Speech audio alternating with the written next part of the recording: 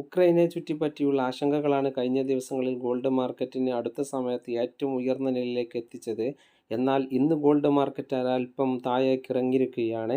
കഴിഞ്ഞ ദിവസങ്ങളിൽ സ്വർണ്ണവില പ്രഖ്യാപിക്കുമ്പോൾ അന്താരാഷ്ട്ര മാർക്കറ്റിൽ ഔൺസിന് $1859 പരിധിയിലായിരുന്ന സ്വർണം ഇപ്പോൾ $1852 പരിധിയിലേക്ക് എത്തി നിൽക്കുന്നു.